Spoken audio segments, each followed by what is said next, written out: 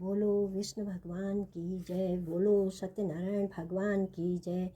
चैत्र कृष्ण पक्ष की पाप मोचनी एकादशी।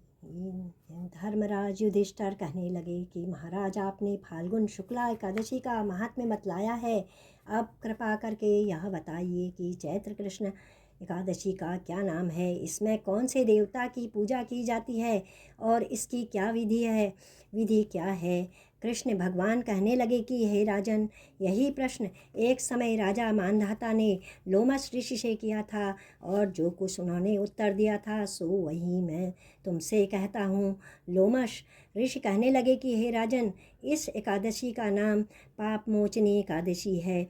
अब मैं इसकी कथा कहता हूँ, सुनो। प्राचीन समय में कुबेर का चैत्र रथ नाम का एक वन था। उसमें गंधर्वों की कन्याएं किन्नरों के साथ विहार करती थीं। वहाँ अनेक प्रकार के पुष्प खिल रहे थे।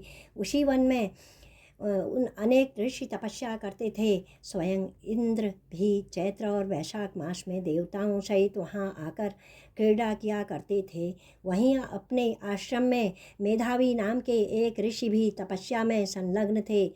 वे शिव के भक्त थे। एक समय मंजुघोषा नाम की अप्सरा ने उनको मोहित करने का विचार किया। वह ऋषि के भय के मारे समीप नहीं गई, वरन दूर बैठकर वीणा पर मधुर गीत गाने लगी। उस समय कामदेव ने भी मेधावी ऋषि को जीतने की चेष्टा की। उन्होंने उस सुंदर अप्सरा के भ्रू को, धनुष कटाक्ष को, डोरी नेत्रों को, धनुष की लचक, कुंचों को कूरी बनाकर मंजुघोषा को सेनापति बनाया। उस समय मेधावी ऋषि भी युवा और हृष्टपुष्ट थे, साथ ही यज्ञों पवित्र तथा दंड धारण किए हुए ब्रह्मा तेज से युक्त थे। मंजुघोषा ऐसे सुंदर ऋषि को देखकर उनकी सुंदरता पर मुग्ध हो गई और अपने गीत, चूड़ियों और नुपुरों की झनकार तथा नृत्य कला द्वारा हाव भाव दिखाकर मुनि को रिझाने लगी। पर्याप्त समय तक यह क्रम चलता रहा और अंत में कामदेव ने ऋषि को पराजित कर दिया। फलस्वरूप ऋषि मंजुघोषा के साथ रमण करने लगे और काम के इतने वशीभूत हो गए कि उन्हें दिन और रात्रि का कुछ भी विचार नहीं रहा। इस प्रकार बहुत समय बीत गया। एक दिन मंजुघोषा कहने लगी, ऋषि जी, बहुत दिन बीत गए, अब मुझे स्वर्ग जाने की आज्ञा दीजिए। मुनि ने कहा, आज इसी संध्या को तो आई हो, प्रातःकाल होने पर चली जाना। मुनि के ऐसे वचन सुनकर अप्सरा कुछ समय तक और रुकी। अंत में उसने पुनः मुनि से विदा मांगी और मुनि कहने लगे कि अभी तो आधी रात ही हुई है। अप्सरा ने कहा कि महाराज, आपकी रात तो बहुत लंबी है, इसका क्या परिणाम है। मुझे यहाँ पर आए हुए कई वर्ष बीत गए हैं। उस अप्सरा की यह बात सुनकर मुनि को समय का ज्ञान हुआ तो विचार करने लगे कि इस अप्सरा के साथ रमण करते हुए हमको 57 वर्ष 9 महीने 3 दिन बीत गए। तब वह उनको काल के समान प्रतीत हुई। अत्यंत क्रोधित होने पर मुनि की आंखों से ज्वाला उत्पन्न होने लगी। वे कहने लगे कि मेरी कठिन परिश्रम से एकत्र की गई तपस्या को तूने नष्ट कर दिया। तू महापापिनी और दुराचारिणी है, तुझे धिक्कार है।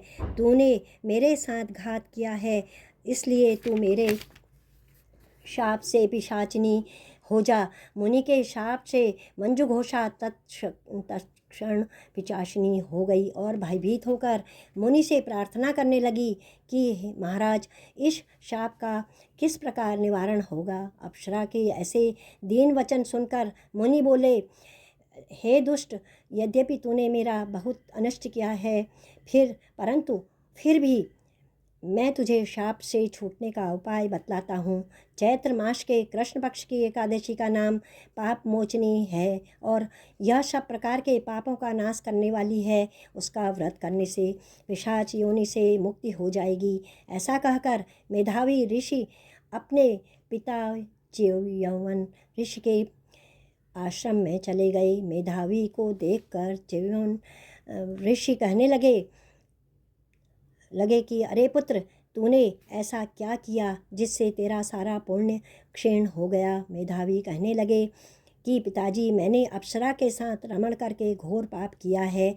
अब आप इस पाप से छूटने का प्रायश्चित मुझे बतलाइए।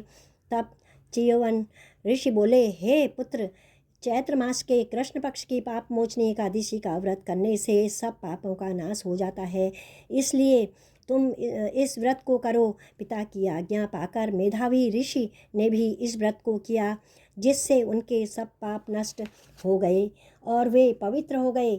उधर मंजू घोषा भी व्रत के प्रभाव से पिशाच योनि से छूटकर दिव्य देह धारण करके स्वर्ग को चली गई। लोमश ऋषि कहने लगे कि हे राजन, पाप मोचनी एकादशी के व्रत को करने से सब पाप नष्ट हो जाते हैं। इस कथा को पढ़ने तथा सुनने से 1000 गोदान का फल प्राप्त होता है तथा व्रत से ब्रह्म हत्या, गर्भपात, बाल हत्या, सुरापान, स्त्री से प्रसंग आदि सब पाप नष्ट हो जाते हैं।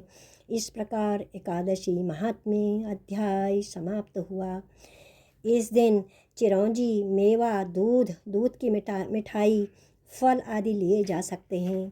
बोलो विष्णु भगवान की जय, सत्यनारायण भगवान की जय। जय जय जय। श्रीमन नारायण नारायण नारायण, भजमन नारायण नारायण नारायण, श्रीमन नारायण नारायण नारायण, भजमन नारायण नारायण नारायण। बोलो विष्णु भगवान की जय।